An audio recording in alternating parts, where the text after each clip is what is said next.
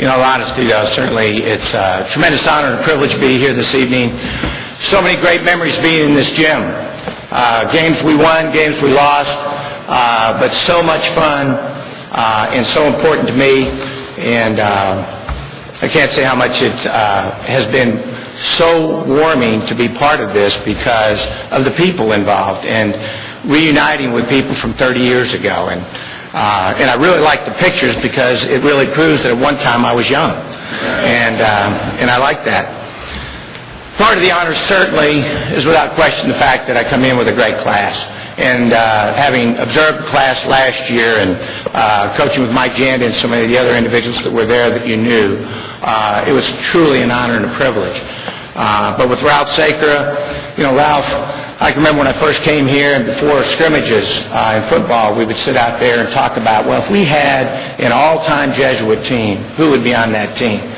And your name came up every time. And in those days, you didn't have the A&M hair to go with it. But talk about respect from the coaches and how much they admired you. And, of course, it was an honor and privilege for me to be here when Steve was here. And what an outstanding young man.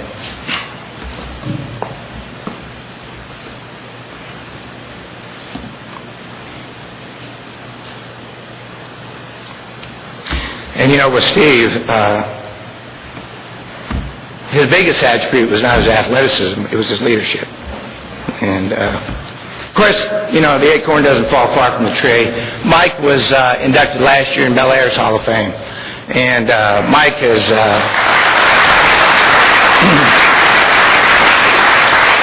Mike was a tremendous athlete in his own right, as was Steve, and had so many of the similar traits. When you wanted to win a ball game on Friday night, you couldn't ask for better competitors. And, of course, last year as we honored the 76 football team, the architect of that defense was Mike. And just did a great job. Unfortunately, he went to the dark side and left us to be with the Eagles, but turned their program around and made them a winning program again. And as dean, always appreciated Mike.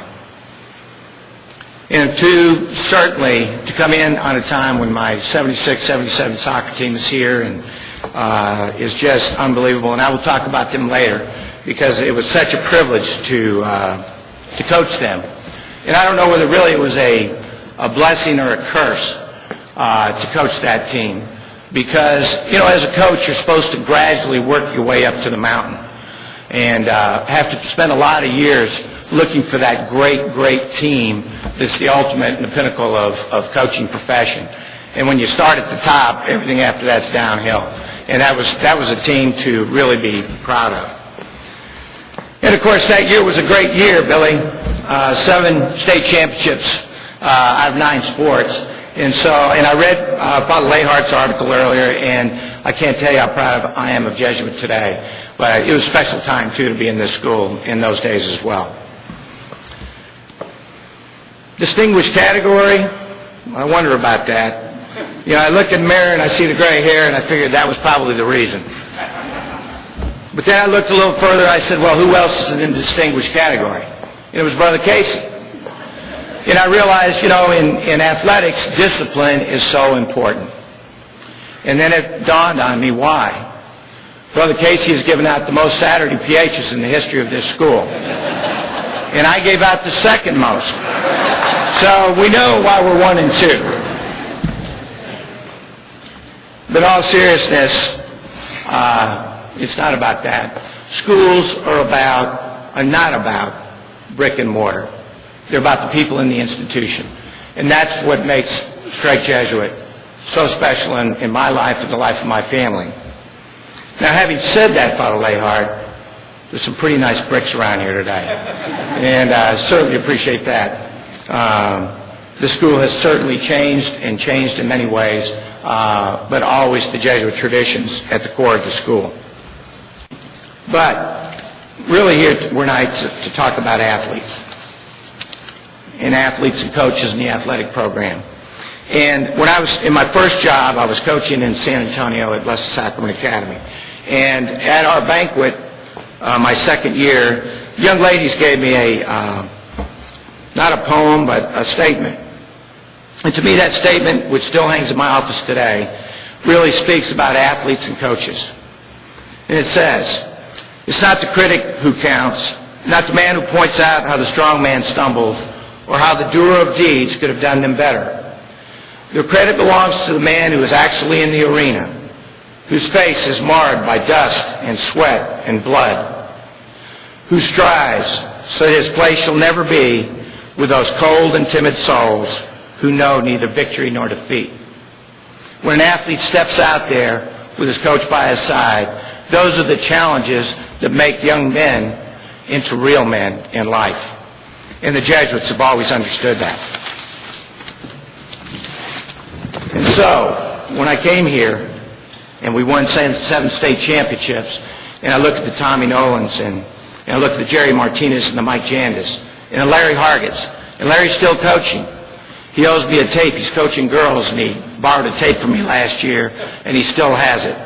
So I haven't forgotten Larry. But, you know, they mentioned up there all those state championships. Those state championships were not won by an athletic director. They were won by coaches and athletes. And again, it's the gentleman I've already mentioned, but the Bob Collettes who kept the tradition alive in the cross-country program. The Mike Crowleys, who came here as a baby-faced kid, and I wondered, how could he take over this program with the grizzled veterans we'd had and the legends who had been here? But he was a man that truly was a man for his time. Bob Horn, Jamie LaRochelle, Butch Ziegler, Larry Finke, who's still out the sidelines coaching and working with these young people.